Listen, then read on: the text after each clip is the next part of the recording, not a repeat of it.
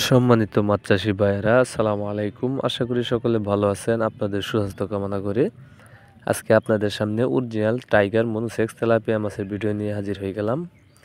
আপনারা স্ক্রিনে দেখতে পাচ্ছেন, এগুলো হচ্ছে অরিজিনাল টাইগার তেলাপিয়া মাছের পোনা। এগুলো আপনার খায় কম বাড়ে বেশি।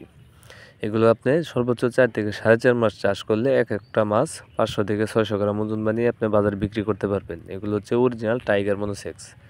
আর আপনার টাইগার মনোসেক্স চেনার উপায় হচ্ছে, আপনার সারা শরীরে ডোরা কাটা থাকবে কালো, এবং কি যে সাদা তেলাপিয়াগুলা ওগুলা আপনার সাদা কালার থাকবে, যেগুলো আমাদের দেশে তেলাপিয়া।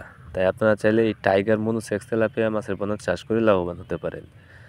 আমরা এই টাইগার মনোসেক্স তেলাপিয়া মাছের পোনাগুলো সারা বাংলাদেশে হোম ডেলিভারি দিয়ে যাচ্ছি, অথবা আপনারা যদি চান আপনারা নিজেও এসে আমাদের হ্যাচারি থেকে এই টাইগার মনোসেক্স তেলাপিয়া মাছের পোনাগুলো সংগ্রহ করতে পারবেন। এই টাইগার মনোসেক্স তেলাপিয়া মাছের পোনাগুলো আমরা গ্যারান্টি সহকারে বিক্রি করতেছি, তাই আপনারা চাইলে নিঃসন্দেহে নিয়ে আপনারা চাষ করতে পারেন। কেননা এই টাইগার মনোসেক্স তেলাপিয়া মাছের পোনা যদি আপনি চাষ করেন, সর্বোচ্চ 4 থেকে 4.5 মাসে আপনি লাভবান হতে পারবেন। আর এই মাছগুলো যে কোনো মাছের সাথে মিশ্রভাবেও করতে পারবেন, এককভাবেও করতে পারবেন।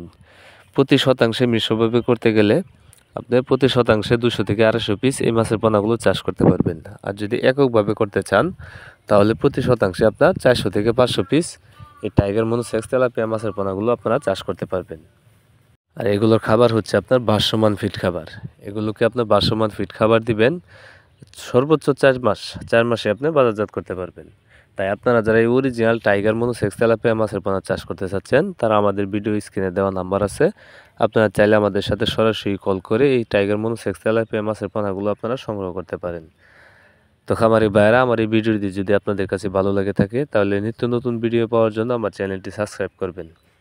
সবাইকে আমার এই ভিডিওটা দেখার জন্য অসংখ্য ধন্যবাদ।